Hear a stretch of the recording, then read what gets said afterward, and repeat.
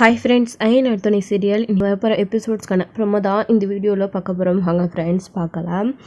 இப்போது சேரனை மாப்பிள்ளை பார்க்கறதுக்காக பொண்ணு வீட்டுக்காரங்க வீட்டுக்கு வந்திருக்காங்க. அப்போது நாங்கள் எல்லாத்தையுமே ஜாதகம் பார்த்து தான் செய்வோம், மாப்பிள்ளையோட ஜாதகத்தை கொடுங்க நாங்கள் பார்க்கணும் அப்படின்னு சொல்லிட்டு பார்க்குறாங்க. பார்த்து ஜாதகம் அந்த ஜோசியக்காரர் பார்த்து சொல்கிறாரு, இந்த மாதிரி ஜாதகம் பொருந்தலை, இவருக்கு பொண்ணுடைய தோஷம் இருக்குது, இவங்க தம்பிங்களுக்கும் கல்யாணம் நடக்காது, இந்த வீட்டில் பொண்ணுங்களே தங்காது, இவருக்கு மட்டும் இல்லை அவங்க தம்பிங்களுக்கும் சேர்த்து தான் அப்படின்னு சொன்ன உடனே இங்கே எல்லாரும் பயங்கர ஷாக் ஆகுறாங்க. முக்கியமாக சேரன். ஸோ சேரனுக்கு இந்த கல்யாணத்தில் விருப்பமே இல்லை, இப்போன்னு இல்லை எப்பயுமே எனக்கு கல்யாணம் வேணாம் இப்போதைக்கு அப்படின்னு சொல்லி சேரன் அவர் பாட்டுக்கு அமைதியாக இருந்தார். எப்படியாச்சும் சேரனுக்கு ஒரு கல்யாணம் பண்ணி வைக்கணும் அப்படின்னு எல்லாரும் முடிவு பண்ணி ஒரு சம்மந்தம் பார்த்து வர வச்சாங்க. அது கடைசியில் எப்படி ஆயிடுச்சு அப்படின்னு உடனே ரொம்ப மனசு உடைஞ்சு போயிடுறாங்க எல்லாருமே. இந்த சம்மந்தம் நமக்கு வேண்டாம் அப்படின்னு சொல்லிட்டு அவங்க அங்கேருந்து கிளம்பி போயிடுறாங்க. அவங்க போனதுக்கப்புறமா சேரன் ரொம்ப மனசடைஞ்சு போய் எதுவுமே பேசாமல் அமைதியாக உட்காந்துட்ருக்காரு. புரோக்கருமே என்னப்பா இது இப்படி ஆகிடுச்சு, சரி நான் அடுத்து ஏதாச்சும் பார்க்குறேன் அப்படின்னு சொல்லிட்டு அங்கேருந்து கிளம்பி போயிடுறாரு. ஸோ அதுக்கப்புறம் இங்கே எல்லாருமே நம்ம பாண்டியனையும் சோழனையும் தான் பார்க்குறாங்க. என்னங்க இது, அவங்க ஜாதகம் இப்போ தான் எழுதுனீங்களா அப்படின்னு கூட கரெக்டாக கேட்குறாரு. நீங்கள் அமைதியாகவே இருக்கீங்க, ஆமான்னு சொல்லியிருக்கலாம்ல அப்படின்னு சொல்லிட்டு, இங்கே பாருங்கள் நீங்கள் எழுதிட்டு வந்த ஜாதகப்படி இப்போது அண்ணனுக்கு என்ன இருக்குன்னு சொல்லிட்டு போகிறாரு அப்படின்னு பொய்யான ஒரு ஜாதகத்தை பார்த்துட்டு அவர் இப்படி சொல்லிட்டு போகிறாருன்னு நீங்கள் கவலைப்படாதீங்க. இப்போ தான் சோழனும் பாண்டியனும் போய் அந்த ஜாதகத்தை எழுதி கொண்டு வந்தாங்க, அது பொய்யினை நீங்கள் நம்பாதீங்க அப்படின்னு சொல்லிட்டு இங்கே நிலா சோழன் அதாவது சேரனுக்கு ஆறுதல் சொல்லிட்டு இருக்காங்க.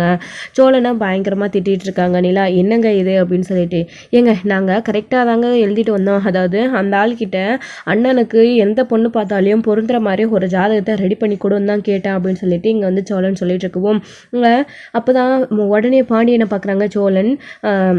என்னடா என்ன யோசிக்கிறா அப்படின்னு, ஏண்டா அந்த ஆளை நம்ம ஜாதகம் ரெடி பண்ணி கொடுக்க சொல்லி உடனே ப்ரெஷர் பண்ணதுனால நான் கொஞ்சம் கோபமாக பேசினதுனால அந்த ஆள் வேணும்னே இப்படி பண்ணியிருக்கான் போல இருக்குடா அப்படின்னு சொன்ன உடனே பாண்டியனை யோசிச்சு பார்க்குறாங்க. யோசிச்சு பார்த்துட்டு, ஆமாண்ணா நீ சொன்னது கரெக்ட் தான், அந்த ஆள் நிறைய அப்போவே யோசிச்சாரு, அப்போ கூட நம்ம பணம் கொடுத்தோம் இல்லைடா, பணத்தை வாங்கிக்கிட்டு அந்த ஆள் இப்படி பண்ணிட்டாரு, அந்த ஆளால் நம்ம அண்ணனுடைய வாழ்க்கை இந்த அளவுக்கு நாசமாக போயிடுச்சு அப்படின்னு சொல்லிட்டு இங்கே பாண்டியனும் சோழனும் பேசிகிட்டு இருக்க.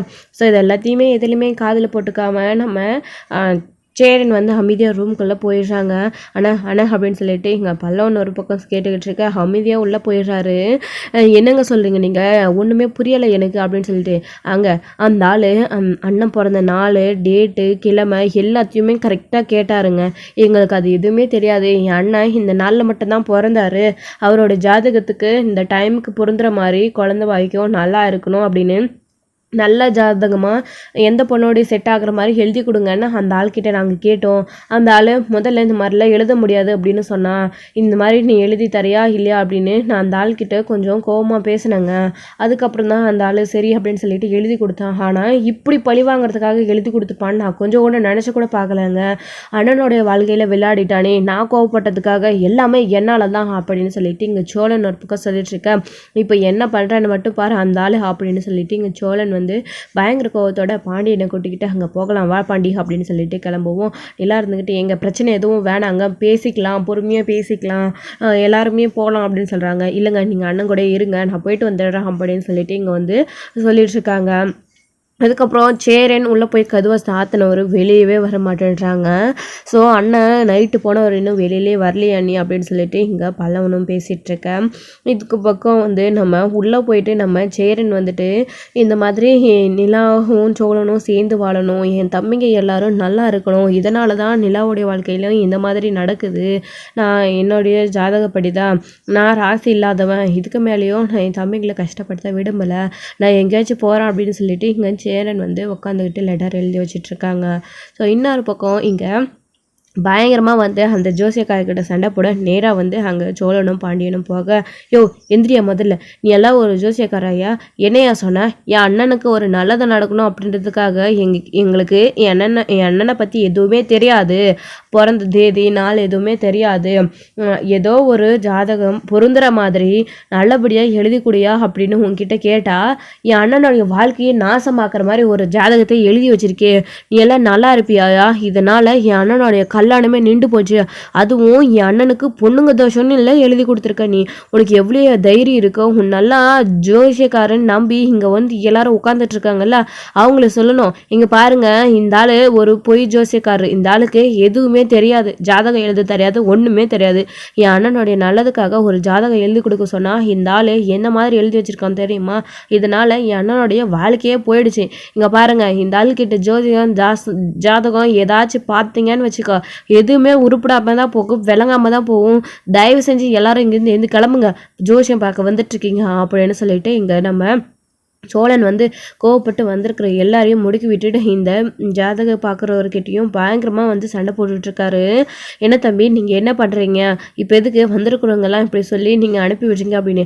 பின்னாடியா என் அண்ணனுக்கு ஒரு நல்லதை நடக்கலை உன்னால், அதுக்கப்புறம் இவங்களால் உனக்கு மட்டும் எப்படி நல்லதை நடக்கணும்?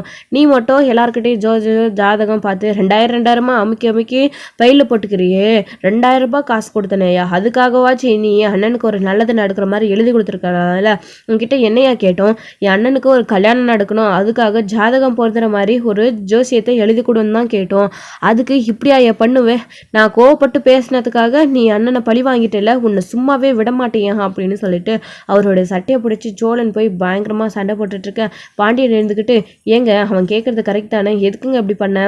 நான் தான் அவன் பேசுறதுக்காக சாரி, இந்த மாதிரி அண்ணனுக்கு ஒரு நல்லது நடக்கணும்னு பொறுமையாக உங்ககிட்ட பேசி தானே நான் ரெடி பண்ணி கொடுக்க சொன்னேன். அப்போ கூட நீங்கள் எந்த அளவுக்கு பண்ணியிருப்பீங்கன்னு நான் நினச்சி பார்க்கல. நாங்கள் கோவப்புறத்தில் என்ன தப்பு இருக்குது? உங்களால் என் அண்ணன் மனசு உடைஞ்சு போய் உட்காந்துக்கிட்டு இருக்கு, வந்த சம்மந்தமும் போயிடுச்சு அப்படின்னு சொல்லிட்டு இங்கே வந்து சொல்லிட்டுருக்காரு நம்ம பாண்டியன் கூட.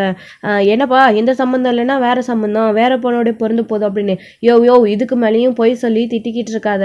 இங்கே பாரு, நான் என்ன பேசினேன்னு வச்சுக்கோ, நான் என்ன பண்ணுவேன்னு எனக்கே தெரியாது. இந்த பொண்ணோடையே பிறந்தலையா என் அண்ணனுக்கு பொண்ணோடைய தோஷம் இருக்குன்னு சொல்லிட்டு வேற எந்த ஜாதகம் பார்த்தாலும் இப்படி தானே சொல்லுவோம். நீ தான் வேணும்னே ஃப்ராடு தனம் பண்ணி இந்த மாதிரி பண்ணியிருக்க. இது இல்லைன்னா இன்னொன்று, அங்கே பாரியா என் அண்ணனுக்கு எத்தனை தடவை பொண்ணு பார்த்துருக்கோம் தெரியுமா, எதுவுமே கைக்கூடி வரலை. உன்னை நல்லதாக ஒரு ஜாதகம் எழுத சொல்லி அண்ணனுக்கு ஒரு கல்யாணத்தை பண்ணி வைக்கணும்னு ஆசையாக நாங்கள் இருந்தால் நீ இப்படி பண்ணிட்டியா அப்படின்னு சொல்லிட்டு எங்கள் சோழன் வந்து பயங்கர கோவத்தோட திட்டிகிட்டு இருக்கவும், அப்போ தான் என்ன தம்பி, பொய்யான ஒரு ஜாதகத்தை நீங்களே ரெடி பண்ணி நல்லதாக இருக்கும்னு சொல்லி எழுதி கொடுத்துட்டு அது எல்லா பொண்ணோடையும் மேட்ச் ஆகி அந்த பொண்ணு உன் அண்ணனை கல்யாணம் பண்ணிக்கிட்டா அந்த பொண்ணோடைய வாழ்க்கையை நாசம் பண்ணலான்னு பார்க்குறீங்களா? உன் அண்ணனுடைய ஜாதகம் எப்படி இருக்குன்னே தெரியாது. நீங்கள் கரெக்டாக சொன்னால் நான் உள்ளதாக எழுதி கொடுக்க போகிறேன். நீங்கள் அதை விட்டுட்டு என்ன பொய்யா எழுதி கொடுக்க சொல்லி ஜாதகம் கேட்டிங்க இல்லைங்களா, அதுக்காக தான் நான் இப்படி பண்ணேன். என்ன இப்போ உங்களுக்கு அப்படின்னு சொல்லிட்டு அந்த ஜோசியக்காரன் கொஞ்சம் கூட பயப்படாமையே சொல்லிட்டு இருக்காரு. நான் இது வரைக்கும் என்னுடைய தொழிலுக்கு துரோகம் செஞ்சதே இல்லை, உங்களால் நான் வந்து துரோகம் செய்யணுமா, அதனால தான் இப்படி ஒரு ஜாதகத்தை நான் எழுதி கொடுத்தேன் அப்படின்னு அவர் சொன்ன உடனே சோழனுக்கு பயங்கர கோவம் வருது. பாத்தியாடா பாண்டி, என் முன்னாடியே நம்ம முன்னாடியே இந்த ஆள் எப்படி சொல்கிறாரு அப்படின்னு. அப்போது எல்லாமே இந்த ஆளோட வேலை தான், பிளான் பண்ணி இந்த ஆள் இதெல்லாம் பண்ண வச்சுருக்காரு. இப்போவே இதெல்லாம் பொய் அப்படின்னு நீ வந்துட்டு அங்கே அந்த பொண்ணு வீட்டுக்காரங்கக்கிட்டையும் அவங்க ஒரு ஜாதகக்காரர் கூட்டிகிட்டு வந்துடுறாரு, அவர்கிட்டையும் நீ இந்த விஷயத்த சொல்லணும். இல்லைன்னு வச்சுக்கோ, நான் இங்கே உன்னை ஜோசியம் பார்க்கவே விடமாட்டேன், அப்புறம் என்ன பண்ணுவேன்னு எனக்கே தெரியாது அப்படின்னு சொல்லிட்டு இங்கே வந்து நம்ம சோழன் வந்து கோவப்பட்டு பேசிகிட்டு இருக்கோம். விடுங்க தம்பி, கையெடுங்க, உங்களால் என்ன பண்ண முடியுமோ பண்ணிக்கோங்க. ஆனால் நான் வந்து யார்கிட்டையும் நிரூபிக்க வேண்டியது என்னுடைய அவசியம் கிடையாது. உங்களுக்கு வேணும்னா நீங்கள் போய் பண்ணிக்கோங்க. அப்படியே ஜாதகம் எழுத முடியாதுன்னு சொன்னால் வேற எங்கேயாச்சும் போய் பார்த்துக்க வேண்டியது தானே. அதுக்குன்னே பணம் காசு வாங்கிக்கிட்டு உட்காந்து எழுதிக்கிட்டு இருப்பாங்கல்ல அவங்கக்கிட்ட, அதை விட்டுட்டு என்கிட்ட வந்து கேட்டால் நான் இப்படி தான் பண்ணுவேன் தம்பி அப்படின்னு சொல்லிட்டு அவர் சொல்லவும் இங்கே கோவம் வருது சோழனுக்கு பயங்கரமாக. பாண்டி இருந்துக்கிட்டு, இந்த ஆளுக்கிட்ட இதுக்கு மேலேயும் பேசி பிரயோஜனம் இல்லை, நீ வாடா சோழா அப்படின்னு சொல்லிட்டு இங்கே வீட்டுக்கு போகலாம் அப்படின்னு சொல்லிட்டு வீட்டுக்கு வராங்க. ஸோ இப்போது வீட்டுக்கு வந்த உடனே நிலாவும் பல்லவனும் என்னாச்சு அப்படின்னு கேட்குறாங்க.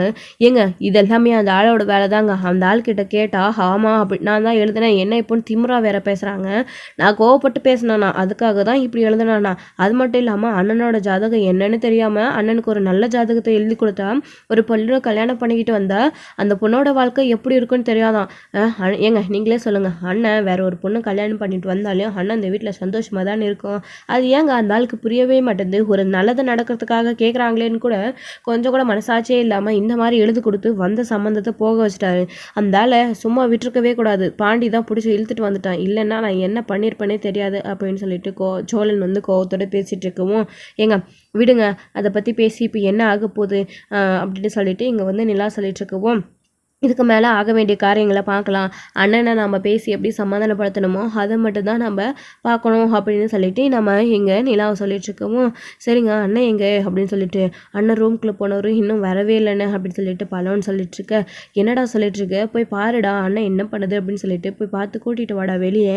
அண்ணன் இப்படியே உள்ளே உட்காந்துட்டு இருந்தா எப்படிடா நம்ம அண்ணனை பேசி சமாதானப்படுத்தலாம், இது எல்லாமே அந்த ஜோசியக்காரோட வேலை அப்படின்னு சொல்லி அண்ணனுக்கு புரிய வைக்கலாம்டா அப்படின்னு சொல்லிட்டு நம்ம இங்கே பல்லவன் கிட்ட வந்து சோழன் வந்து சொல்லிட்டு இருக்கவும், சரிண்ணே அண்ணே அப்படின்னு சொல்லிட்டு இங்கே போய் கூப்பிட்டுக்கிட்டே இருக்காங்க. நம்ம பல்லவன் கதவு ஓப்பன் பண்ணுறதே இல்லை. ஸோ அதுக்கப்புறம் நோக்கி பார்த்தா கதவு ஓப்பனில் தான் இருக்குது. ஸோ உள்ளே போய் பார்க்குறாங்க. பார்த்தா சேரன் இருக்கிறதில்ல. ஸோ சேரன் வந்து பார்த்திங்க அப்படின்னா லெட்டர் எழுதி வச்சுட்டு பார்த்திங்க அப்படின்னா எங்கேயோ போயிட்டுருக்காரு. அந்த லெட்டரை பல்லவன் போய் பார்த்துட்டு என்னது இது அப்படின்னு சொல்லிட்டு ரொம்ப பதற்றமாக வந்து உள்ளேருந்து அணி இங்கே பாருங்களேன் அண்ணே அப்படின்னு சொல்லிட்டு ஓடி வராரு. என்னடாச்சு சோழா அப்படின்னு, அது இது பல்லவா அப்படின்னு சொல்லிட்டு எல்லாரும் கேட்டுட்ருக்க. அப்போ தான் வந்துட்டு இங்கே நம்ம நிலா வாங்கி அந்த லெட்டரை படித்து பார்க்குறாங்க. பார்த்தா இதில் லெட்டர் எழுதி வச்சுக்கிட்டு நம்ம சேரனை வெளியில் போயிட்டுருக்கு அப்படின்னு நிலா சொன்ன உடனே எல்லாருக்கும் பயங்கர ஷாக்காக இருக்குது. கொடுங்க எங்க அப்படின்னு சொல்லிட்டு பாண்டியன் சோழன் எல்லாரும் வாங்கி படித்து பார்க்குறாங்க. பார்த்துட்டு ஐயோ ஆனால் எங்கடா போனேன், பொய்யான ஒரு ஜாதகத்தை நம்பி வீட்டை விட்டு இப்படி எங்கள் எல்லாரையும் விட்டுட்டு போயிட்டேனே அப்படின்னு சொல்லிட்டு நம்ம சோழன் ஒரு பக்கம் பல்லவன் ஒரு பக்கம் எல்லாரும் பயங்கரமாக அழுதுட்டுருக்க. இப்போது நம்ம அண்ணன் எங்கே போயிடுச்சுன்னு தேடி பார்க்கலாம் வாங்கடா. ஏங்க நீங்கள் வீட்டில் தானே இருந்தீங்க, அண்ணன் எப்போ வெளியில் போனார் நீங்கள் பார்க்கலீங்களா அப்படின்னு சொல்லிட்டு இங்கே நம்ம சோழன் ஒருப்பும் கேட்கவும், ஏங்க நான் ஆஃபீஸ் விஷயமா ரூமில் ஒர்க் பண்ணிட்டு இருந்தேங்க, அது மட்டும் இல்லாமல் பல்லவனும் இங்கே தான் உட்காந்துக்கிட்டு இருந்தா, நாங்கள் அப்படி இப்படின்னு போயிட்டு வர கேப்பில் அண்ணன் போயிருக்காரு போல இருக்குது அப்படின்னு சொல்லிட்டு இருக்காங்க நம்ம நிலா வந்து. சரி இதுக்கு மேலேயே நம்ம வெயிட் பண்ணிகிட்ருக்க வேணாம், அண்ணன் எங்கே போயிருக்குன்னு உடனே தேடணும், அண்ணனை கூட்டிகிட்டு வந்து நடந்த விஷயத்த சொல்லி அண்ணனுக்கு புரிய வைக்கணும் அப்படின்னு ஆளுக்கு ஒரு பக்கமாக நம்ம சேரனை தேடி போய்கிட்டு இருக்காங்க. ஸோ இதோட இந்த எபிசோடு வந்து முடிச்சிருக்காங்க. அடுத்தடுத்த எபிசோட என்ன நடக்க போகுது, நம்ம சேரனை எப்படி கண்டுபிடிச்சி பேசி சமாதானப்படுத்தி வீட்டுக்கு கூட்டிகிட்டு வர போகிறாங்க அப்படின்ட்டு வெயிட் பண்ணி நெக்ஸ்ட் வீடியோவில் பார்க்கலாம் ஃப்ரெண்ட்ஸ். தேங்க்யூ. இந்த வீடியோ உங்களுக்கு பிடிச்சிருந்தா லைக் பண்ணுங்கள், ஷேர் பண்ணுங்கள், கமெண்ட் பண்ணுங்கள், மறக்காமல் பெல் ஐக்கனை கிளிக் பண்ணி வச்சுக்கோங்க.